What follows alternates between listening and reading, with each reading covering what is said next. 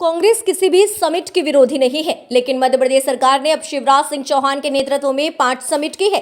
निवेश विजन से आता है, टेलीविजन से नहीं। शिवराज सरकार के पास समिट के लिए कोई विजन नहीं है। अब तक 6500 प्रस्ताव आए हैं। उनका पोस्टमार्टम सरकार करे, नहीं तो कांग्रेस सरकार का पोस्टमार्टम करेगी।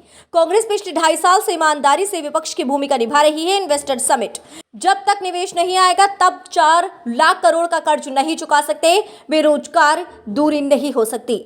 निवेश आना बहुत जरूरी है, लेकिन निवेश के लिए विश्वास होना चाहिए। 5 समिट के बाद भी विश्वास नहीं हो रहा है। निवेशकों को 5000 से ज्यादा निवेशक आए, लेकिन निवेश नहीं किया। शिवराज सरकार जनता और प्रदेश को गुमराह कर रही है। सरकार लोगों की आंखों में धूल झोंक रही है। इन्वेस्टर के लिए सेंट्रल हब है मध्य प्रदेश।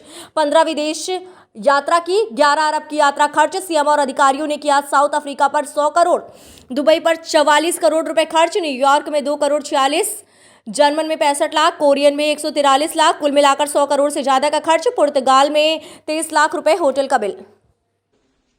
प्राकृतिक संसाधन सर्वविदित है। हम सबसे अमीर है, मध्य प्रदेश सबसे अमीर है। हम खनिज में, मिनरल्स में, पानी में, जल में, जंगल में नंबर 1 है। फिर भी निवेश में सबसे पीछे क्यों? आदरणीय मुख्यमंत्री जी, सबसे बड़ी बात तो यह है कि आपने निवेश को प्रभावित करने के लिए कई प्रयास किए, इसकी मैं तारीफ करता हूं। पर उससे बड़ी बात यह है, जैसा मैंने कहा, 6500 एमओयू नकली असली, अपने वालों के, पराये वालों के, मीडिया के लिए, जनता के लिए जो आपने खर्चा किया, उसको मैनेज करने के लिए आपने किए। जैसा मैंने कहा, भैया ने भी कहा कि विजन के लिए नहीं, टेलीविजन के लिए आपने इन्वेस्टर मीट की। तो ये आपकी नियत बताती है कि आप सिर्फ राजनीतिक पद पर रहने के लिए प्रयास करते हैं। इसकी कांग्रेस पार्टी निंदा करती है, पर इन्वेस्टर मीट का स्वागत करती है। साथियों, जैसा मैंने कहा, ये बार बार कहते हैं, अभी बंबई में कह के आए कि हमारे पास 1,20,000 एकड़ जमीन का लैंड बैंक है। मैं 15 प्रश्न मेरे और अन्य विधायकों के लगे हुए कि लैंड बैंक कहां कहां कितना कितना है। 5 बार के उत्तर में आज तक नहीं दिया, पर भाषण में दिया। अगर सरकार के पास ईमानदारी से लैंड बैंक है तो आपको प्रदेश को बताने में शर्म आती है क्या? और फिर लैंड बैंक 1,20,000 एकड़ का है तो आप फिर लोगों की जमीन और क्यों छीन रहे हो?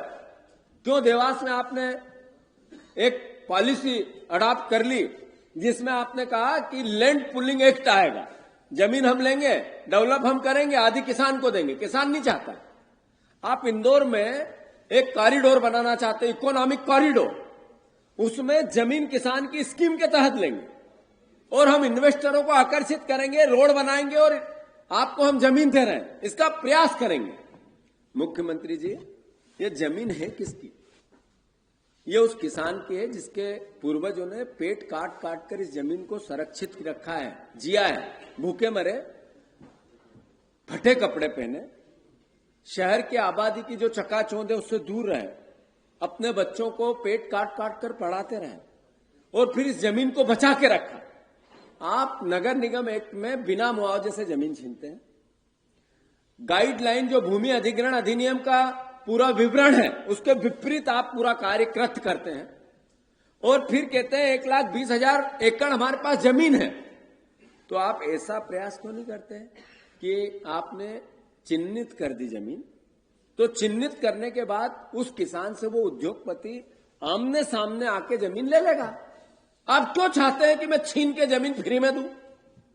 और अगर सरकार को इतना ही शौक है छीन के जमीन देने का, आप में दम है, आपके गुर्दे बड़े हैं, तो आप किसान को पैसा दो ना, वो जितना भूमि अधिग्रहण अधिनियम के अंतर्गत उसका बनता है।